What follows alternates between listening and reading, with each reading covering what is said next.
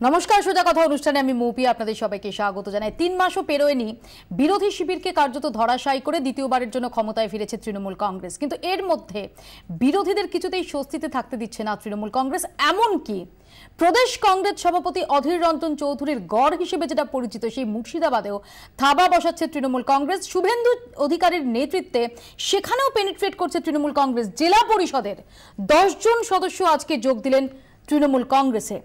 কিভাবে সামাল দেবে বিরোধীরা? যেভাবে শাসক টোপে বিরোধীরা বেসামাল, তাই নিয়ে আমাদের আজকের সোজা কথা। আমাদের সঙ্গে এই মুহূর্তে সরাসরি বহরমপুর থেকে রয়েছেন শিলাদিত্য হালদার, মুর্শিদাবাদ জেলা পরিষদের সভাধিপতি। শিলাদিত্য বাবু, মৌপি আপনাকে স্বাগত জানাচ্ছি 24 ঘন্টা স্টুডিও থেকে। এবং আমাদের সঙ্গে রয়েছেন সিপিআইএম বিধায়ক তন্ময় ভট্টাচার্য। তন্ময় বাবু, স্বাগত আপনাকেও। আমি আসবো আপনাদের কাছে, তার আগে একবার দেখে নিই বিধানসভা পুরসভা ভোট শেষ, পঞ্চায়েত ভোট হতে বাকি আরো প্রায় 2 বছর। তাতে কি সংখ্যায় যেখানে শেষ কথা, সেখানে বছর ভরই চলতে থাকে টানাটানি দলবদল। আর তার জেরেই তৃণমূলের টোপে বেসামাল বিরোধীরা। একটার পর একটা পুরসভা জেলা পরিষদ হাতছাড়া হচ্ছে। বিরোধীরা বলছেন জোর করে দল ভাঙাচ্ছে শাসক দল। কোনো অনৈতিক কাজ হচ্ছে না, পাল্টা দাবি শাসক দলের। 5 বছর পর ফের রাজ্যে ক্ষমতায় তৃণমূল কংগ্রেস। অনেক কঠিন লড়াইয়ে কার্যত হাসতে হাসতে বিপুল সংখ্যাগরিষ্ঠতা নিয়ে দ্বিতীয় দফা শুরু করেছেন মমতা বন্দ্যোপাধ্যায়। বাম কংগ্রেস জোটকে শুইয়ে দিয়ে 211টি আসন নিঃসন্দেহে মমতা বন্দ্যোপাধ্যায়ের রাজনৈতিক জীবনের সবচেয়ে বড় জয়। বিধানসভা পুরসভা ভোট শেষ হয়েছে, এরপর পঞ্চায়েত ভোট 2018। তৃণমূলের পক্ষে এই মুহূর্তে খাতায় কলমে পরিসংখ্যানটা এইরকম: বিধানসভায় 294, 211, জেলা পরিষদে 19-এ 15, পুরসভায় 119-এ 112। 34 বছর রাজত্ব করা বাম সরকারও এই পরিসংখ্যানকে ঈর্ষা করবে। জেলা ও মহকুমা পরিষদ এবং পুরসভা ভিত্তিক এই ম্যাপেই পরিষ্কার ক্রমশ বিলীন হওয়ার পক্ষে বিরোধীরা। কিন্তু এখানেই থেমে থাকতে রাজি নয় তৃণমূল। তাই ভোটের পরেও রাজ্যকে সম্পূর্ণ বিরোধী মুক্ত করতে কোনো কসুর করছেন না দলের সেনাপতিরা। মালদা, মুর্শিদাবাদ বরাবরই মমতা বন্দ্যোপাধ্যায়ের থেকে মুখ ফিরিয়ে থেকেছে। এবার বিধানসভায় মুর্শিদাবাদ থেকে 4টি আসন বের করে অধীর চৌধুরীর ভিতে বড়সড় ধাক্কা দিতে পেরেছেন মমতা বন্দ্যোপাধ্যায়। তার রেস্টে নেই সেই মুর্শিদাবাদকেই আপাতত পাখির চোখ করেছেন তৃণমূল নেত্রী। কার্যত নিঃশব্দেই একটার পর একটা পুরসভা চলে যাচ্ছে ঘাসফুলের দখলে। জেলা পরিষদও হাতছাড়া হওয়ার মুখে। শিলিগুড়িতে অশোক মডেল এখন অনেকটাই ফিকে। দলের অন্দরেই উঠছে অশোক বিরোধী হাওয়া। ফলে শিলিগুড়ি মহকুমা পরিষদও আর বামেদের কাছে নিরাপদ নয়। তবে এখানে প্রশ্ন উঠছে, ভোটে না জেতা জায়গাগুলিকে এভাবে দখল করা কি গণতন্ত্রের পক্ষে ভালো? রাজনৈতিক বিশ্লেষকদের মতে বিরোধীদের এই প্রশ্নের উত্তর রয়েছে তাদেরই দলত্যাগী নেতা নেত্রীদের আচরণে। শাসক দল যেমন ভাঙানোর খেলায় মেতেছে, তেমনি ঘাস ফুলে বিছানো বাগানকেই একমাত্র নিরাপদ আশ্রয় বলে মনে করছেন বিরোধীদের একটা বড় অংশ। তাই যতটা না শাসকের ভাঙানো, তার চেয়ে বেশি বিরোধীদের স্বেচ্ছায় শিবির বদল। তবে তর্কে বহুদূর যেতে রাজি নয় শাসক দল। তাই সংখ্যা জয়ের কোনো কৌশলই বাকি রাখছে না তৃণমূল কংগ্রেস। ব্যুরো রিপোর্ট, 24 ঘন্টা। আমি শিলাদিত্য বাবুর কাছে শুরুতে যাব। শিলাদিত্য বাবু, আপনার আসন তো এই মুহূর্তে সবচেয়ে টলমলো। ম্যাজিক ফিগার, তা থেকে মাত্র 6 ধাপ দূরে দাঁড়িয়ে রয়েছে তৃণমূল কংগ্রেস।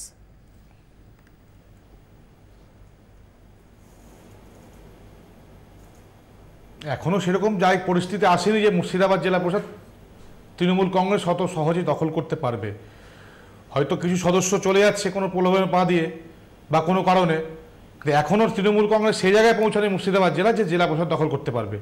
এই নিয়ে দুশ্চিন্তার কোনো কারণ নেই আমাদের, আমরা যথেষ্ট শক্ত আছি।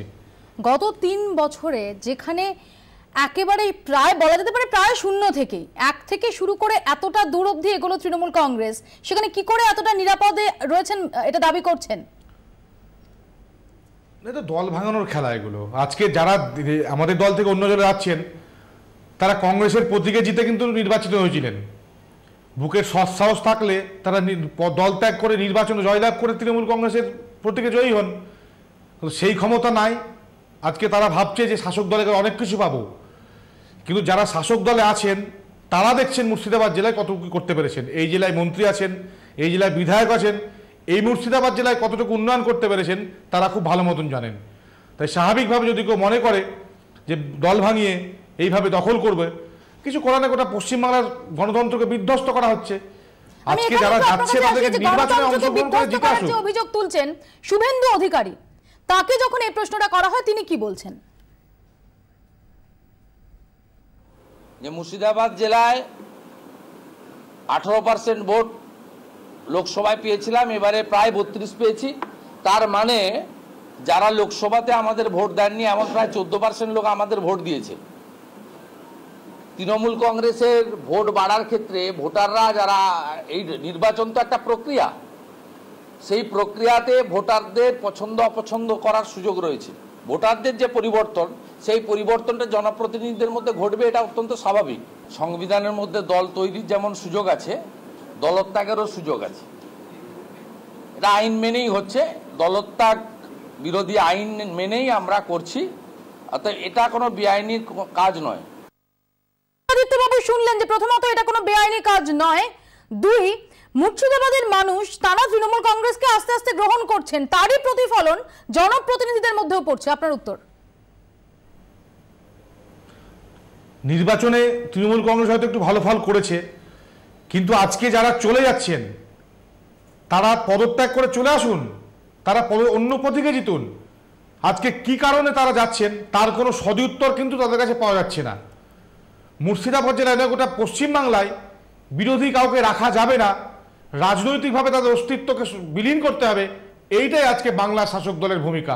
আমি আসবো আপনার কাছে শিলাদিত্যবাবু, কারণ আপনাদেরও কি কোথাও আয়নার সামনে দাঁড়ানোর প্রয়োজন নেই? আমি আসবো, আমি তন্ময় বাবুর কাছে আসবো। তন্ময় বাবু, আজকে জেলা পরিষদের যে 10 সদস্য তারা তৃণমূল কংগ্রেসে যোগ দিয়েছেন, তাদের মধ্যে একজন সিপিআইএম এর রয়েছেন, একজন ফরওয়ার্ড ব্লকের রয়েছেন, অর্থাৎ শুধুমাত্র কংগ্রেস থেকে তৃণমূল কংগ্রেস তাই নয়, বামেদের মধ্যেও ক্ষয় আমরা দেখেছি। দীপালি বিশ্বাস গাজলের বিধায়ক, তিনি 21 জুলাইয়ের মঞ্চে গিয়ে তৃণমূল কংগ্রেসে যোগদানের ইচ্ছা প্রকাশ করেছেন।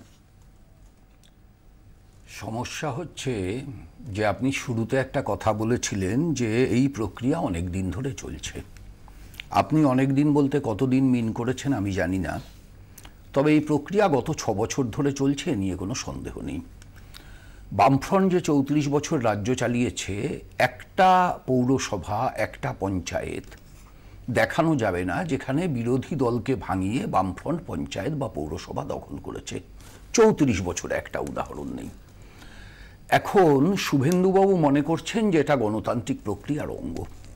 আচ্ছা, যারা নির্বাচিত হয়েছিলেন জেলা পরিষদে তারা তো 5 বছরের জন্য কংগ্রেস দলের বা সিপিআইএম দলের বা ফরওয়ার্ড ব্লক দলের প্রতিনিধিত্ব করবার প্রতিশ্রুতি জনগণকে দিয়ে নির্বাচিত হয়েছিলেন। এটাই তো গণতন্ত্র। এই যে আমি বিধায়ক, আমি নির্বাচিত হয়েছি বিধায়ক, তো 5 বছর ধরে সিপিআইএম দলের প্রতিনিধিত্ব করবার প্রতিশ্রুতি জনগণকে দীপালি বিশ্বাস তার 2 মাসের মধ্যে তৃণমূল কংগ্রেসে যোগ দিচ্ছে। ঠিকই তো, আমারই সদস্য দীপালি বিশ্বাস 2 মাসের মধ্যে তৃণমূল কংগ্রেসে যোগ দিয়েছেন এবং আমাদের সকলের মুখে চুনকালি মাখিয়েছেন, কোনো সন্দেহ নেই। সূর্যদা বলেছেন যে এরকম যারা যেতে চায় চলে যাক, ঠিকই বলেছেন। প্রশ্নটা হচ্ছে যে আসলে কে খুন হচ্ছে। মুর্শিদাবাদ জেলা পরিষদের মাননীয় সভাপতি বললেন গণতন্ত্র খুন হচ্ছে। আমি বলছি মৌপিয়া, শুধু গণতন্ত্র খুন হচ্ছে না, পশ্চিমবাংলার রাজনৈতিক সংস্কৃতি, মূল্যবোধ খুন হচ্ছে। আজকে নিজের ভাইয়ের চোখের দিকে আমি তাকাতে পারছি না, কারণ রিজওয়ানুরের মৃত্যুকে বিক্রি করে রুকবানুরকে এমএলএ হতে হচ্ছে। রিজওয়ানুরের অপরাধীরা শাস্তি পেয়েছে না, ভাই রুকবানুরকে ছেড়ে দিন, আপনি দীপালি বিশ্বাসের কথা বলুন, আপনি আজকে জেলা পরিষদের যে সিপিআইএম সদস্য তার কথা বলুন। বলছি আপনারা তো বাম আদর্শের কথা বলেন। বলছি, সবই বলছি। এই যে দীপালি তো আসলে বিশ্বাসকে হত্যা করেছে। যে মানুষ ওকে বিশ্বাস করেছিল সেই মানুষের বিশ্বাসের সাথে ও বিশ্বাসঘাতকতা করেছে। সেই মানুষ যাদের বিশ্বাসের সাথে ও বিশ্বাসঘাতকতা করলো, তাতে খালি ও এ দল থেকে ও দলে যোগ দিল, এটা একটা এজেন্ডা। কিন্তু আসলে ক্ষতি হলো কার? গণতন্ত্রে তৃণমূল 211 ছিল, 212 হলো বা 213 হলো। 211তেও যা সিদ্ধান্ত করা যায়, 212-13তেও তাই সিদ্ধান্ত করা যায়। কিন্তু আসলে মানুষের বিশ্বাসটা যে জায়গায় আক্রান্ত হলো, সেই বিশ্বাসটা তো আর ফিরবে না। মানুষ তো শিলাদিত্যবাবু, নাকি আসলে কোথাও আপনাদের দিকেও ত্রুটি থাকছে, যেটা সম্পর্কে হয়তো আপনারা সচেতন নন? যেমন আজকে আমরা দেখছিলাম যে দেবজ্যোতি রায়, কান্দির কাউন্সিলর, তিনি এবং তার স্ত্রী কান্দি পুরসভার ভাইস চেয়ারম্যান, তারা বলছিলেন যে ফেব্রুয়ারিতে যে ঘটনা ঘটেছে তারপর নিরাপত্তার আশ্বাস ছিল, কিন্তু কংগ্রেস নেতৃত্ব তারা সেই নিরাপত্তার ব্যাপারে উদাসীন। তারা কোথায় যাবেন? কখনো একটা রাজনৈতিক যে ক্যারিয়ার তার সন্ধিক্ষণে তারা দাঁড়াচ্ছেন, কখনো নিরাপত্তাহীনতা, সেই জায়গায় দাঁড়িয়ে কি কোথাও তারা ঘাসফুল শিবিরে শেল্টার নিচ্ছেন? আপনাদের দায় নেই না? তাহলে রাজ্য সরকার নিরাপত্তা দিতে পারছেন না। একজন কাউন্সিলর কিংবা একজন মানুষ নিরাপত্তার জন্য তৃণমূল কংগ্রেস দলে যোগ দিতে হবে। আমি তৃণমূল কংগ্রেসের নই, আমি তা বলছি না। আমি বলছি লজিকটা দাঁড়াচ্ছে তাহলে এইটা যে এমএলএ, বিধায়ক বা গ্রাম পঞ্চায়েতের মেম্বার তার নিরাপত্তার আশ্বাস তার দলের কাছ থেকে পাননি, তিনি দলবদল করতে পারেন, কারণ মানুষকে নিরাপত্তা দেওয়ার দায়িত্ব যে সরকারের কোনো নিরাপত্তা। সবাই তা বলছেন না শিলাদিত্য বাবু, অনেকেই বলছেন মুর্শিদাবাদে আসলে তারা উন্নয়নের শরিক হতে চান। গোটা বাংলার বুকে মুখ্যমন্ত্রী যেখানে বলছেন যে এই বাংলায় উন্নয়ন করার অর্থ নাই, পর্যাপ্ত পরিমাণ অর্থ বাংলায় উন্নয়ন করা নাই, কেন্দ্র টাকা দিচ্ছে না, এটা বাংলার মুখ্যমন্ত্রীকে আমরা বলতে শুনি। তাই শুধু মুর্শিদাবাদ জেলা নয়, গোটা বাংলার বুকে কি উন্নয়ন হচ্ছে তা মুখ্যমন্ত্রীর মুখেই প্রকাশ পায়। তাই আজকে যারা উন্নয়নের কথা মুখে বলেন তারা ওখানে গিয়ে কতটুকু উন্নয়ন করতে পারবেন খুব ভালো মতন বুঝতে পারছি। কারণ গোটা বাংলায় উন্নয়নের যা দশা, সাইকেল আজকে বিলি বন্ধ, চাল বিলি বন্ধ হয়ে গেছে, রাস্তাঘাট অনুন্নয়ন, যিনি বাংলার মুখ্যমন্ত্রী বলছেন কিন্তু 211 দিয়ে যে দলকে 211টি আসন দিয়ে এই রাজ্যের মানুষ ফিরিয়ে আনলো দ্বিতীয়বারের জন্য, তারা তো এটা ধরে নেওয়া যেতে পারে তারা উন্নয়নের সেই ফর্মুলাটা সেটাকেই মান্যতা দিচ্ছেন না। তাহলে এর সঙ্গে আরেকটা কথা যুক্ত করতে হবে, যারা 211টা আসন জিতে এই সাফল্য অর্জন করলো তারা কিন্তু 62টা শহরে হারলো। আমি আসবো আপনার কাছে, আমি শিলাদিত্য বাবুর কাছে আসবো। আমি শুভেন্দু অধিকারী তারই বক্তব্যের আরেকটা অংশ আপনাদের শোনাবো, শুনুন। দেখতে পাবেন দীপালি বিশ্বাসের মতো অনেক নির্বাচিত জনপ্রতিনিধি মালদাতে তৃণমূল কংগ্রেসে আসবে, সেদিন বলবো মালদা নিয়ে। আমরা আগেই বলেছি, আজও বলছি, আগামী কিছুদিনের মধ্যেই মুর্শিদাবাদ এবং মালদা জেলা পরিষদ তৃণমূল কংগ্রেস দখল করবে। এই আত্মবিশ্বাস, কনফিডেন্ট আমার আছে, আমাদের আছে। শিলাদিত্য বাবু, আপনার হার্টবিট বাড়িয়ে দেওয়ার জন্য তো যথেষ্ট শুভেন্দু অধিকারীর এই বক্তব্য। বিষয়টা হচ্ছে দেখুন, এখন বিভিন্ন জায়গায় কোথাও ভয় দেখিয়ে, কোথাও প্রলোভন দেখিয়ে, চাকরির টোপ দিয়ে সেখানে সদস্যদেরকে কেনাবেচা করা হচ্ছে, তাদের দলে অন্তর্ভুক্ত করা হচ্ছে। একটা বিষয় পরিষ্কার যে একটা নির্বাচিত প্রতিনিধি তার হঠাৎ করে রাতারাতি অন্য দলে চলে যাওয়ার কারণ তো সবাই বুঝতে পারছে। কোনো না কোনো অসুবিধার মধ্যে এমনভাবে ফেলা হচ্ছে, কোথাও অর্থের প্রলোভন, কোথাও প্রশাসন দিয়ে ভয় দেখানো, কোথাও চাকরি, সেখানেই তো আপনারা বা বামেরা তারা সেই জায়গাটায় কেন তাকে সেই সহযোগিতাটা করতে পারছে না, সেই সাপোর্টটা দিতে পারছে না, আসবো এই প্রশ্ন নিয়ে।